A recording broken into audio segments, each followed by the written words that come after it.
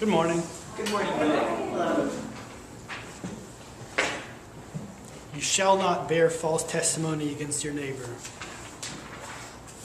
Now, it's the Ninth Commandment out of the 10, which we know as a rough summary of the law of God.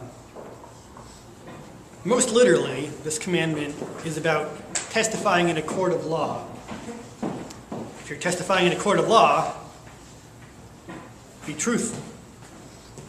Now, the law of God takes this very seriously. In fact, this is the reason God commanded that you shall not punish people on the testimony of a single witness. Now, consider, of course, that if a commandment is important enough to be in the summary of the law, it's probably because people are going to do it. So, a single witness is not enough to punish anyone for any crime. And, as God commanded, if you examine the witness and find that he has given false testimony, has accused his brother falsely, do to him as he thought to have done to his brother. So shall you put away the evil from among you. And, as he goes on and explains what that means, he repeats the old law, which you may know, the law of retribution for wrongs done to somebody. An eye for an eye, a tooth for a tooth, a life for a life. Not just, in this case, for if you actually succeed in harming somebody. If you testify falsely in a court of law to try to harm someone that way, that's enough to punish you that way. This is very serious. God takes it seriously. So, I'm here to tell you all, if you're called to testify in a court of law, tell the truth. Food's not here yet, so...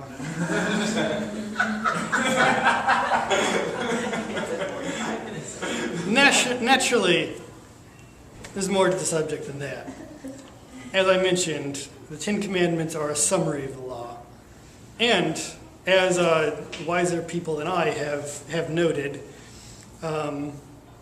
people will try to find excuses.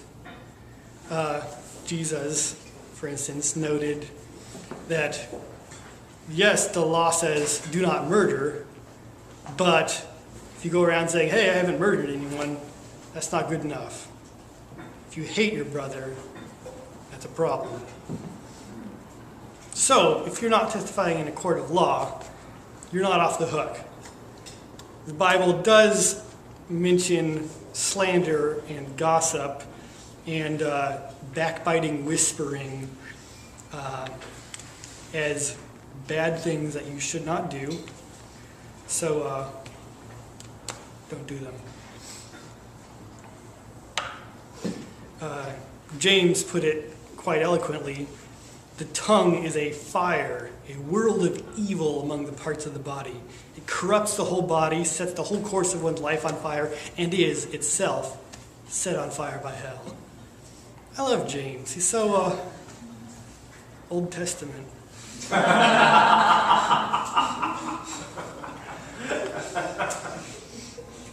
So, since this is clearly something that wiser and better people than you and I took seriously, let's consider it.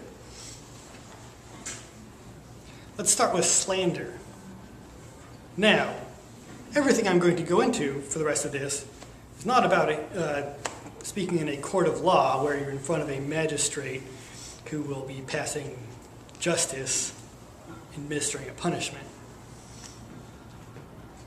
Most lies, most slander happens in the court of public opinion, where if you manage to convince people of an evil against your neighbor, they don't need to be punished by a judge.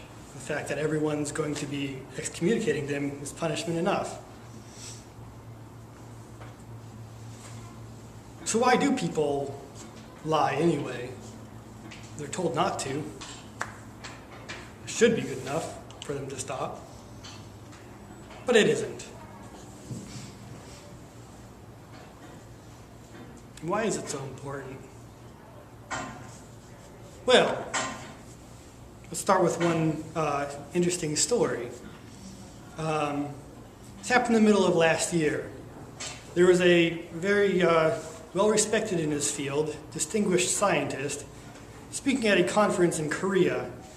He was asked to speak a few words because of all the work he had done, deliberately trying to bring women into the scientific field throughout his career. And so he stood up, told a self-deprecating joke about how difficult it had been, but a rewarding and worthwhile effort. There was polite laughter from the people assembled there, and that was that. Until a journalist broke the story on social media saying, he just completely ruined the conference, told this horrible sexist joke, and there was just this shocked, stunned silence. Oh, what a pig. That story went around the world. It grew in the telling, as such stories always do. People organized their campaigns to point and laugh at this. Can you believe that what this horrible sexist pig believes? He didn't handle it quite well, not being prepared to deal with this sort of thing. So it only took one nasty phone call to his wife saying, your husband's going to lose his job, before he started backing down. He was encouraged to resign from multiple positions. And, started with a lie. Now, the person who told the lie may not have known what the result would be. I'm pretty sure most of the, I don't know how many hundreds of thousands of people were directly or indirectly involved in this. Most of them probably didn't analyze the situation and say, why, yes, I do believe that this Nobel Prize-winning cancer research guy does in fact deserve to lose multiple positions and spend a little time contemplating suicide. But it happened anyway. Why do things like that happen? Well, there are multiple reasons. I do not know the motivations of the specific instigator in this case. There are many possible things. I can't tell, though.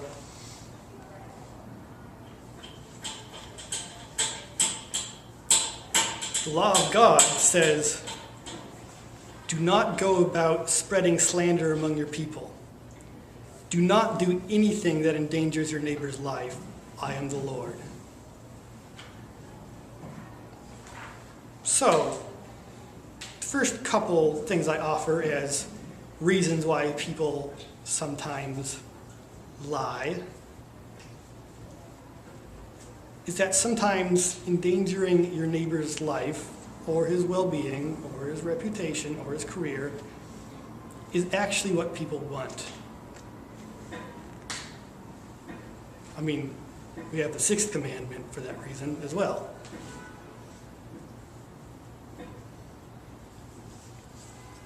Malice, the desire to actually hurt somebody, is a serious issue, of course.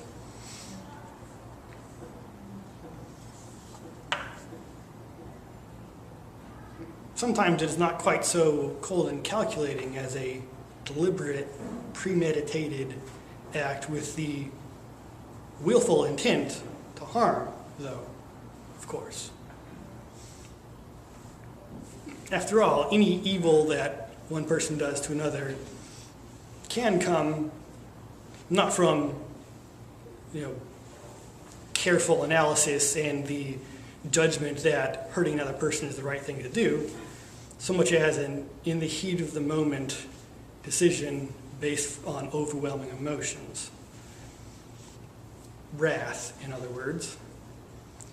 What causes fights and quarrels among you? Don't they come from your desires that battle within you? as James put out. You envy, and so you kill each other.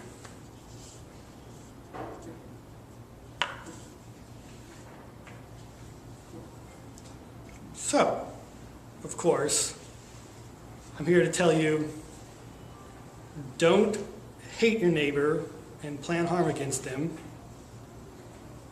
And also, control your emotions, control your temper. Because if you carelessly speak evil against another, or if you carefully speak evil against another, they're still harmed. So a couple of points related that I'd like to make. When it comes to analyzing what happened and why, to the victim, the recipient of the crime, doesn't usually make a damn bit of difference. If someone's been slandered because someone hated them, or because someone was offended by something they said and their feelings were hurt and they misconstrued what they said, put a spin on it in their head because of how in pain they were inside, and said something evil and false against them, from the victim's point of view, they're in just as much trouble. It doesn't matter to that degree. Additionally, if you have committed such a sin, either of these, you will probably be tempted to make excuses for yourself, because that's what people do when they have sinned. So I'd like to point out to you all, not just regarding this, but any sin, neither of these, malice or wrath, counts as an excuse. If you sin in malice, or if you observe someone else sinning in malice, the temptation is there to say, why? I merely looked at the evidence I had, I thought about it carefully, I came to a conclusion on the right course of action to be, and I miscalculated. Oh well, better luck next time. Well, not necessarily. You may have started with the intention to calculate the best thing to do, but if to that good and noble intention you add from your heart envy, hatred, all manner of evil things that come from the heart, then no, that's not an excuse. If you have,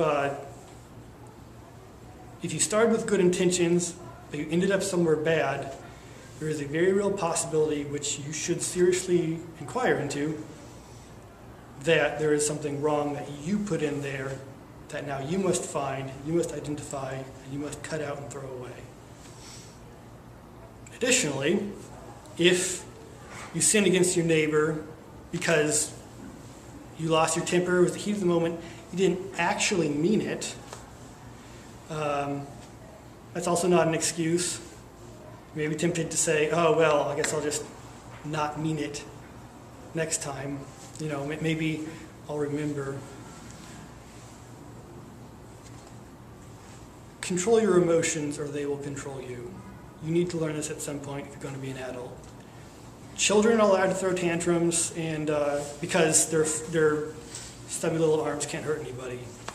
When adults lose their temper, people get hurt. Control your temper.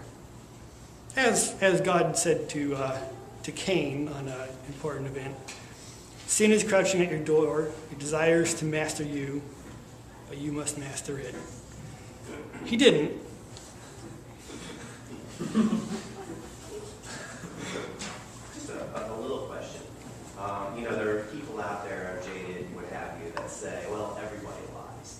And I don't necessarily believe that, but I do believe when you incorporate like embellishment, which is, in my opinion, that's kind of a lie. I mean, I do think a lot of people do, and they do it over and over and over again. In your research, when you were putting this together, what did you find as like the consequence from God or the Old Testament or the New Testament on like that? Because it's not something that people do once. They tend to do it like throughout their lives for whatever reason it might be. Like, what happens? What's the consequence on this? For embellishing and such? Well, lying. saying things that aren't true? Oh. Well, for one, people tend to find out. No, I meant God's counsel. I don't really have a whole lot of an answer to that question because mostly I focused on people not merely saying things that aren't true, but saying things that aren't true that hurt people. Now, people who do lie for other things, selfish gain, do sometimes tend to end up hurting other people by accident. I don't recall. Curious? No big deal. Yeah, I don't recall anything specific on that. Right, so that's a couple reasons why people lie to hurt each other. Hatred and anger. Don't do either. Of course, people aren't always so, sensible as to only hurt people when they think it's a good idea. Sometimes people are just selfish and callous jerks, really. Consider somebody who screws up at work and points to his coworker and says, he did it. He may not have anything against his coworker, maybe buds, but, if you were me, and even though it's my fault, I like me more than I like you. If you've been around children for any length of time, you've observed this. I'd say if you've been a child, you've probably done this at some point, but frankly, none of you were there when I was a child, and you can't prove anything.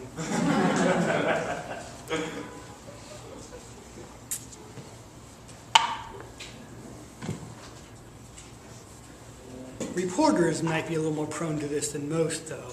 After all, news reporters, well, if somebody else breaks a story that you don't, people will be tuning into them and not to you.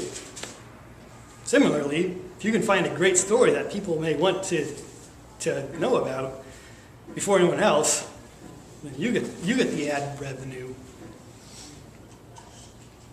Naturally, this does help spread slander. A couple years back, there was the shooting at the Batman showing in Aurora, Colorado. The shooter was quickly identified as one James Holmes. So, and of course, the media pounce on that, eager for any information, because they got to tell the public, because if they don't, the other guys get all the ad revenue. So one enterprising reporter did some research and found an interesting tidbit that one Jim Holmes from Aurora, Colorado, had posted on an internet discussion forum for supporters of the Tea Party movement. So naturally, of course, he had to make sure that got slipped in so that his network could have it and the others wouldn't. Wrong James Holmes, but oops. Negligence is no excuse either.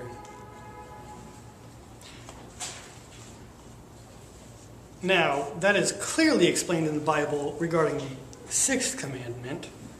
I do think it applies here, and in fact, it is why, as I said, do not go about spreading slander among your people, because you may not be trying to hurt anybody, you may not even know that you're hurting somebody.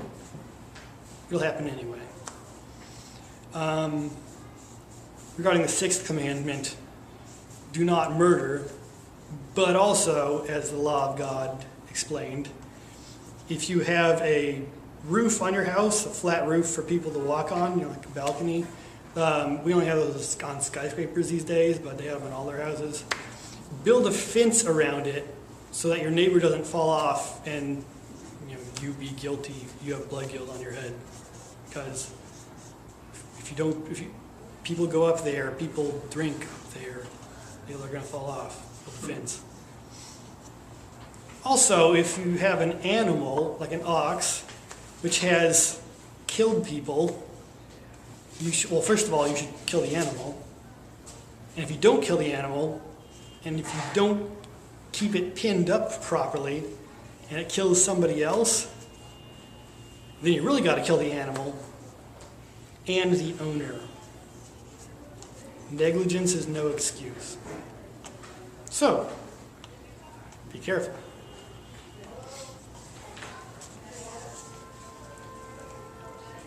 Be careful that what you say about your neighbor is true.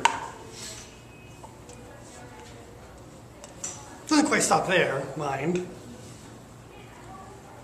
So let's talk about gossip next. Gossip, well, you don't even need to be speaking untrue things to hurt your neighbor. If you speak something true that really you have no business telling somebody else to, well,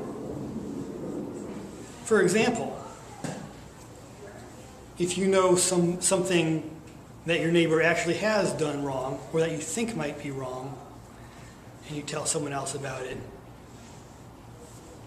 you do not know how they will pass judgment on your neighbor in their own heart, and you shouldn't be too trusting of your friends. They're not any better people than you are. So be careful what you tell your neighbor. Now, gossip is mentioned a few times in the Bible. Naturally, like the really big stuff, like deliberately telling lies, is a bit more of a serious issue. But spreading rumors and going about as a talebearer does come up. For example, without wood, a fire goes out. Without gossip, a quarrel dies down. Because if there's strife between two people, the best way for them to resolve it is for them to talk about it with each other and resolve it and bury the hatchet.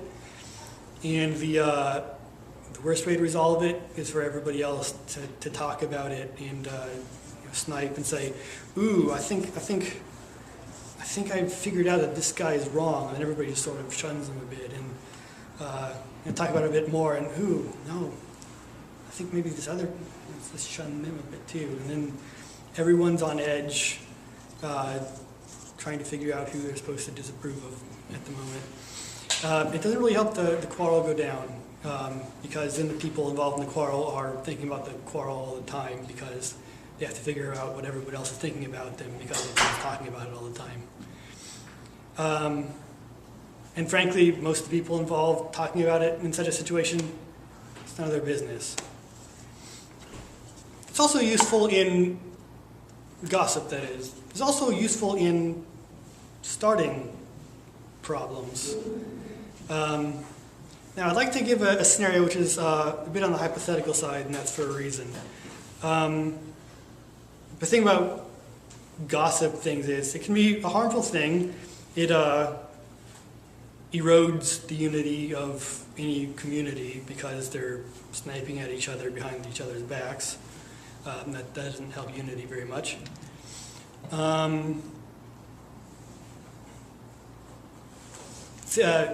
Things that go wrong there tend to not be as public and noticeable to outsiders as much, which means any examples you've heard of probably are like people around that you know. So be careful because, if you're going to bring something up in the question and answers thing, I mean, you probably shouldn't tell about, what about this gossip situation I heard at work if we're going to meet your coworker someday. Probably shouldn't do that. I mean, even if it's true, we might pass judgment on them, and then we meet them, and then we treat them funny because, oh, you're that guy who did that gossip. That'd be counterproductive. So, let's consider a hypothetical situation where you have some individual who is observed reading a book.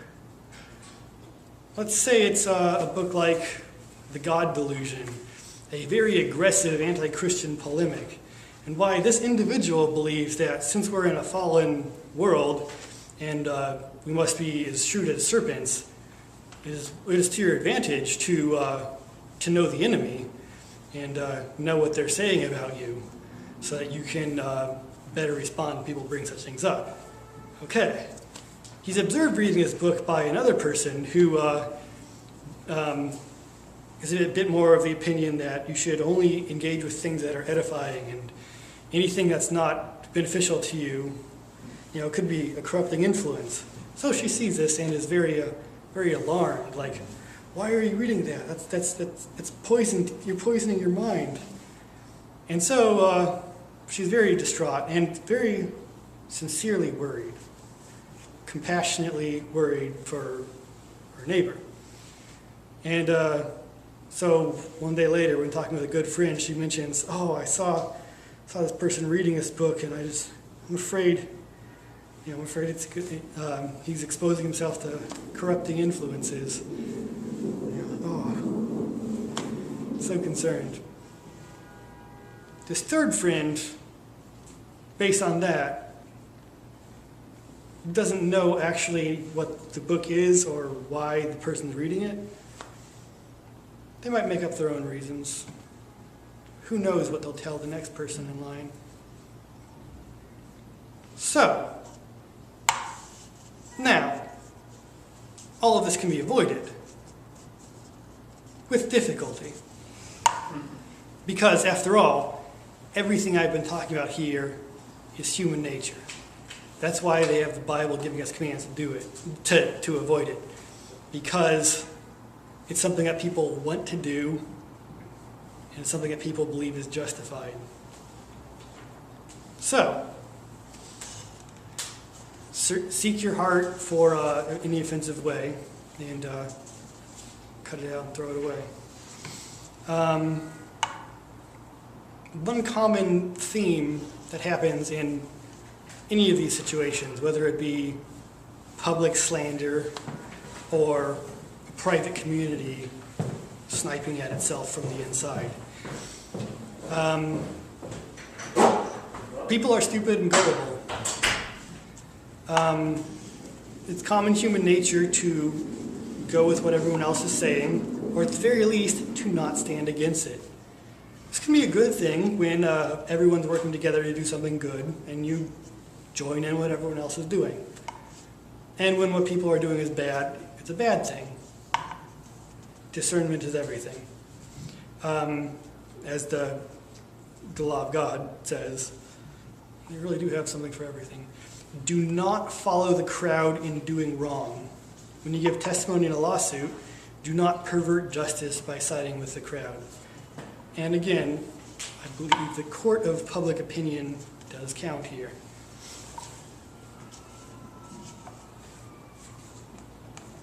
And so, let us rid ourselves of all malice and deceit, hypocrisy, envy, and slander of every kind. So, a few takeaway points. First of all, if you hear somebody talking about your neighbor, you should learn to recognize when it's none of your business and you shouldn't be talking about it. Maybe you should say, "Why are you telling me this? Like, are you trying to help? Because if you're not trying to help, why are we talking about this?" Secondly, if you believe there is an actual problem with your neighbor, he has wronged you, he has wronged somebody else, he is wronging himself or whatever, if you believe there's an actual problem, what you should do is not go and tell somebody else. You should go and talk to them about it. If you're actually concerned, actually worried for their well-being, that's really where you should definitely start. Because they know more than you do about what they're doing. If you go and tell another person, they may not know what they're doing, and they probably won't because they only just heard about it from you And you may not be presenting it accurately because you may not understand what's going on either. Start by engaging directly. This is, I believe, part of the reason why Matthew 18 has Jesus telling his model for conflict resolution. Starts with, if your brother has wronged you, go and tell him between you and him alone. If he listens, you've gained your brother. If he doesn't, then you start bringing in a small number of people to talk about it. Only if he continues to not listen do you bring in more and more people. Keep it small, because if people don't understand what's going on, but they're worried, they'll feel like they have to say something, they have to do something, because, oh, this sounds important. If you don't know what you're doing, find out what's going on, or don't do anything. So, if someone tries to tell you about this great important thing that you need to get involved in because haven't you heard about this other person? You may be tempted to go along with them because most people would like to trust their friends. Ironically, sometimes this extends to trusting their friends when they say bad things about their other friends. So be careful, be shrewd, be discerning. Don't believe anything that you haven't actually investigated enough to pass judgment. Because if you're not careful in passing judgment, your heart will pass judgment for you. Fourthly, if someone is actually being maltreated, they are being slandered or gossiped against, you should probably do something about that. And you should not just sit back and hope that the matter will resolve itself. When lynch mobs and witch hunts and slanders happen of any scope, of any scale, there will always be a few people pushing it, a few people at the top pushing the crowd along, a lot of people in the crowd who don't really understand what's going on, but they're joining in the throwing stones. And then there will be the people who say, well, I don't really know enough about the situation to pass judgment, but I never really liked that guy anyway. So they sit up on the side. They don't throw any stones. They just hold the coats for the people who do, watch, approving of everything they're doing. And then there are the many more who say, ooh, this looks unpleasant. I don't know if I want to get involved in this. I mean, if there's that many people angry at him, surely he must have done something wrong. I mean, I can't tell what, so maybe not. Well, I can't be sure, so I'm going to wash my hands and turn my back. There's biblical precedent for that. So, I say to you, if I may paraphrase and adapt the words of Jesus, when large numbers of people rise up to speak evil against another, don't sit back and watch. You don't want to risk hearing on the day of judgment the dreadful words, "Depart from me, I never knew you. For when I was slandered, you did not speak a word in my defense."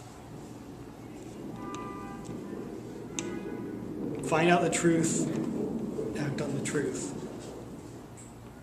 Now, again, as I said, if it's none of your business, it's none of your business. But if a lot of people are bringing a topic to you, then it's your business. Question, and you might have covered this, I'm sorry if I missed it. How should we act as believers when we see somebody else that we believe is engaged in slandering or giving false testimony, but we're not sure. So where we don't want to bring a false accusation against them, nor do we want to sit by passively, potentially enabling them to bring harm upon themselves or whoever it is that they're slandering. Right, and there I'd say the same thing applies. I may have mentioned when you see someone doing anything wrong, instead of publicly talking about it first, go to them and ask them, why are you saying this about him? What did you actually see? Ask questions, investigate the truth, start directly and personally, and work from there, depending. It's a great reminder. So you mentioned trust near the end. So if someone has demonstrated that they aren't a trustworthy person, to what extent do you trust them again, or how does forgiveness work into someone who has proven themselves to be a false witness? They prove themselves to be Jesus said to forgive your brother. He did not say to naively believe that your brother will not sin against you again. So if someone has proved themselves to be a false witness, then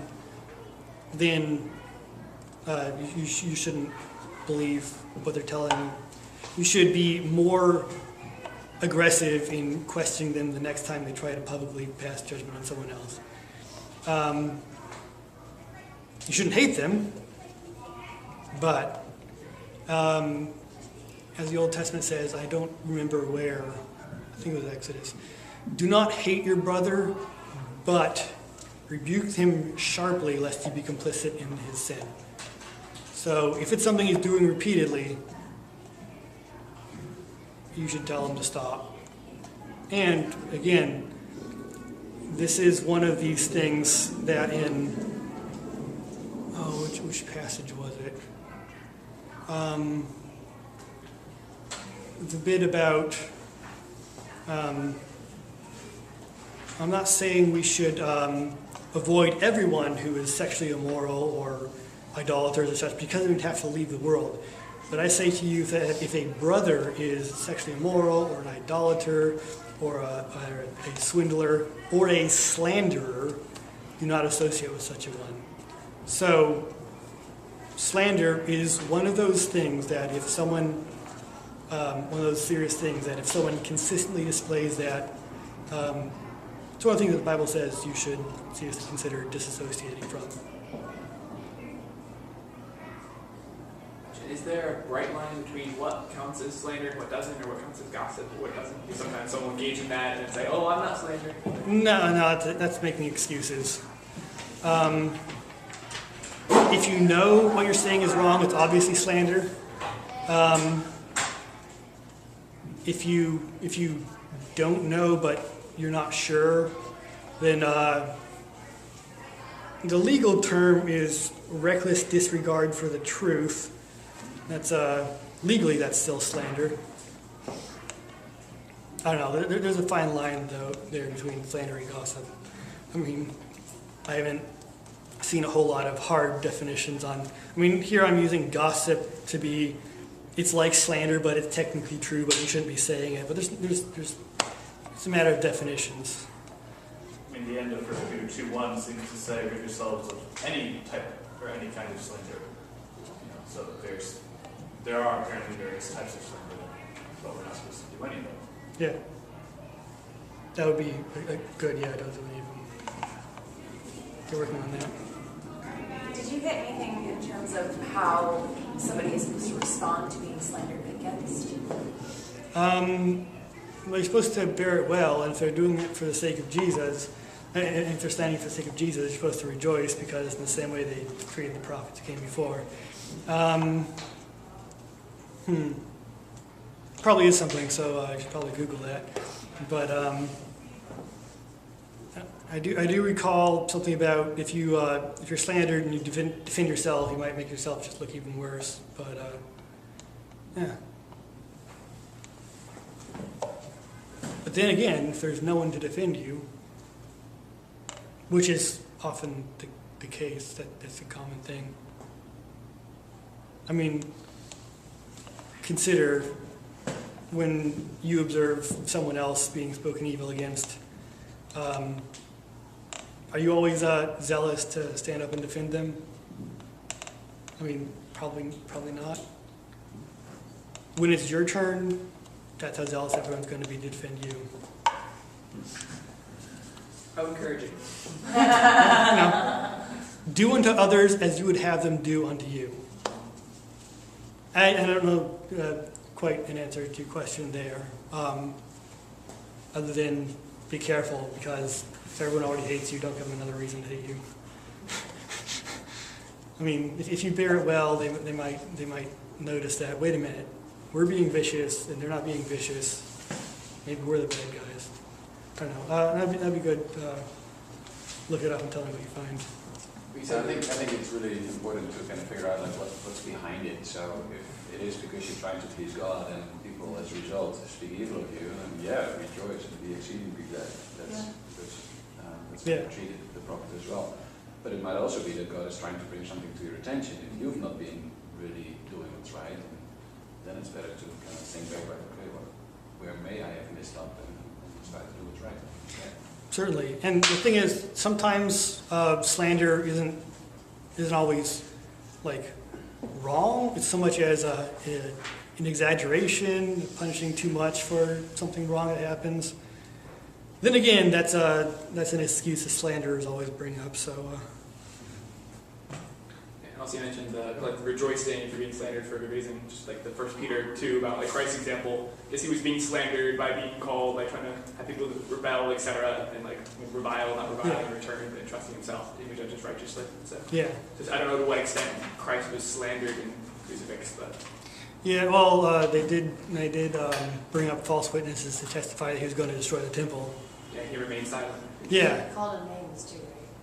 Oh yeah, they mocked it. Oh yeah, of course, the soldiers and such did, yeah. No, I mean, of course, they also slandered Christ during his ministry, and his response is to say, have you ever heard Matthew 23? Woe to you, hypocrites, all that. So, yeah, that's why it would be good to, I'm not going to give any hard answers, because it's one of those things where there aren't a lot of hard and fast rules of this is the thing you must do in every situation.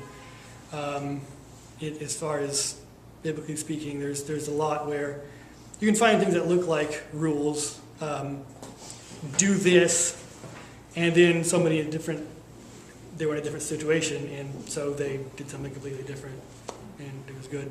So then how do you suggest getting God's perspective on an issue? Because ultimately you want to be siding on his side, Right. how he sees an issue. So how would you suggest someone go about seeking what God thinks about an issue? But this person, and then God clearly has an opinion and a judgment on it. So how would you go about seeking out his perspective and his wisdom? Well, first I would say recognize that it's going to be difficult, and you may not find one verse that tells you exactly this is what you just do right here and right now. What that means is if it's a difficult topic, do a search for everything the Bible says on that topic, and look. Sometimes you will find different things on a topic that may seem very, very different from each other. Like my favorite example is the thing in Proverbs, do not answer a fool according to his folly, lest you be like him. And then immediately next to that, do answer a fool according to his folly, lest he consider himself wise. So if a fool is speaking folly, you probably shouldn't assume that either one of those is the thing you must always do in all circumstances. Instead, when you find these different advices, consider what is different such that this advice works in one situation as opposed to another, which will require discernment and understanding, wise counsel from people more experienced than you, and knowing your own heart. If I may give a slight answer to what Rochelle had asked, in Nehemiah, part of the passage we didn't get to is the bad guys basically bring this increasing accusation against him, and eventually they say, hey, you're trying to be king. And he's like, no, you're making this up in your own mind. I'm not trying to be king. So here they are, they're slandering him and the work that he's doing. He's responding because it's going to negatively impact his ability to do what God wants him to be doing, versus just being a slight he can shrug off. And then he's bothering to respond in kind for the people, but he doesn't stop them from slandering. Whereas I'd say another principle would be if it's a Christian who's slandering you, intentionally or unintentionally, we do have an obligation, as you said, Philip, to keep them from harming themselves or harming others. Just broadly. Like, if other people you trust, ignore unless have to confront. With Christians, you trust if you have, and then you have some obligation for their soul. But as you're saying, Philip, like, it's variable. Yeah. Circumstances. Yeah, and yeah. Anything else? We have food here.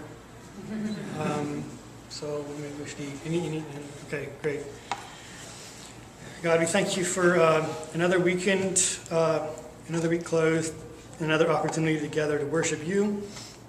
We ask that you bless this Sabbath to us, that the rest we take may be nourishing to our souls. Bless the food, that it may be nourishing to our bodies, so that we can carry out the good work of nourishing our souls. We ask this in the name of Jesus, through whom you grant all good things. Amen.